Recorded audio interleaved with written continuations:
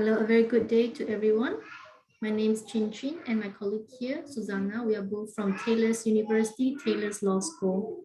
Our title of presentation for today is Experiential Learning in Times of COVID-19 via Probono Virtual Clinics and Legal Aid Center.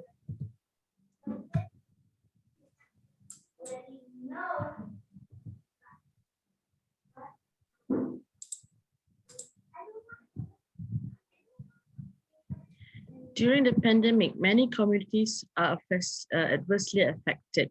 So this project was carried out targeting multifaceted communities. Some of the most negatively impacted communities are identified below, such as communities without tertiary degrees, employees who have been unjustly dismissed or retrenched, micro, small, and medium entrepreneurs who faces financial difficulties, domestic violence victims, food donors, as well as student communities. The aim of this particular innovation is to inculcate a sense of social responsibility in the students, promote the culture of caring and respect towards all members of society, make them responsible citizens of this country, understand the community around them, understand themselves in relation to their community and beyond, to advance clinical legal education through community-based initiatives, to empower law students to use legal knowledge with confidence to inculcate legal awareness and educate the marginalized communities, to provide a platform for lifelong learning skills and experiences in bringing about positive changes for themselves and the community at large, and lastly, to mold students to become responsible citizens of the future and advocate for the marginalized communities. This study was actually conducted to look at the social impact of COVID-19 to vulnerable communities, as well as the positive impact to the mental well-being of learners. Lack of access to legal advice during the COVID-19 pandemic has weakened individuals and communities. So in order to contribute to reducing poverty and promoting human rights, the 2030 Agenda for Sustainable Development recognizes the need to build a peaceful, just, and inclusive society, which provide equal access to justice and are based on respect for human rights. Goal 16 and its target number 3 in particular highlights the importance of ensuring access to justice for all in achieving sustainable development. The main problem during this particular pandemic is that, as mentioned earlier by my colleague, many communities are adversely affected and have limited access to verified legal opinions and information. As mentioned earlier, communities without tertiary degrees are lacking in legal literacy.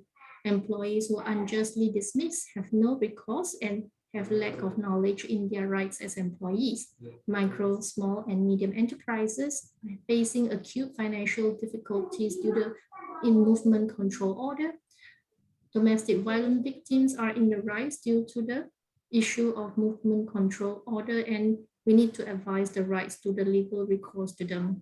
For food donors, also they are unclear of their liabilities in donating food to the needy. And most importantly, our student communities are actually having severe mental health issues just like the rest of the world. The project was conducted through qualitative methods via the Pro Bono Legal Clinics and Legal Aid Center in the university using virtual means.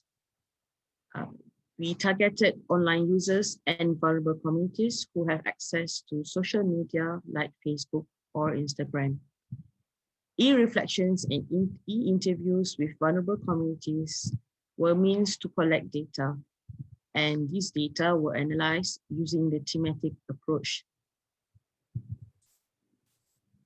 So as you can see, some of the video seminars conducted live or recorded received very good responses from online users through this Facebook analytics. As you can see here, out of all the activities, each activity of the seminar are actually accessed by online users, and the number are between 1.9K to even 3.8K per activity. So in a total of less than a month, more than 20 online users have actually access to this legal seminar, either live or recorded, in order to raise their queries and raise their legal literacy.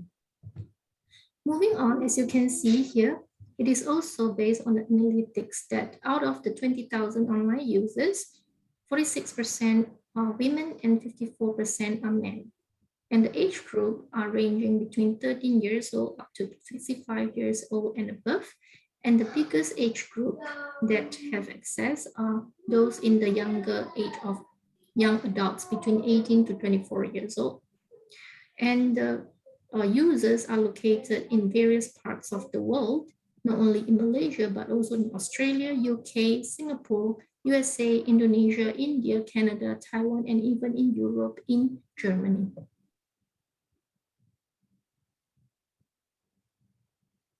So these are the breakdown of the results that we achieved throughout the project.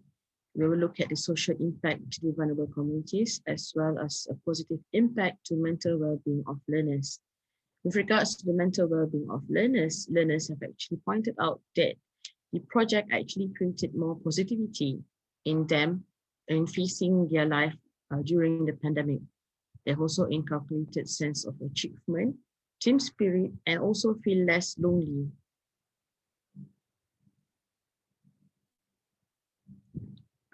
For us law students who actually had who went through the project, they recognize that their cognitive skills have been enhanced. They are able to actually do more legal reasoning, and their skills interdisciplinary between modules have been enhanced as well. Problem solving skills have also been greatly developed, as well as their communication skills. Not only that, the behavioral and affective aspects of their life has also been enhanced. They found out that they have inculcated more Probono spirit, professional ethics has been developed, values and social awareness have also been enhanced, as well as self-directed and resilience towards the needs of the society. So as you can see here, the discussion based on the literature actually is approved of this approach, as it is actually largely based on clinical, experiential, problem-based, self-directed, and reflective learnings. These are crucial in the lifelong learning journey of our learners. Although they are being constrained by the current pandemic, the students have actively engaged with the NGO for collaboration and use social media platforms for public.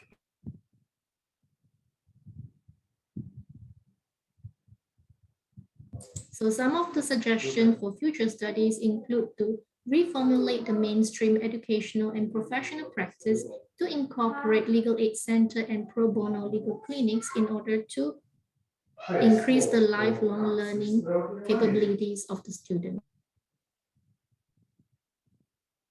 So these are the references that we went through in preparation for our project.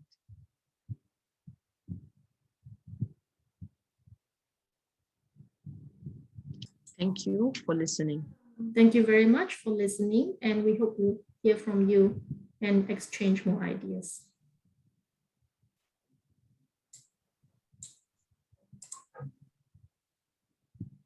Okay.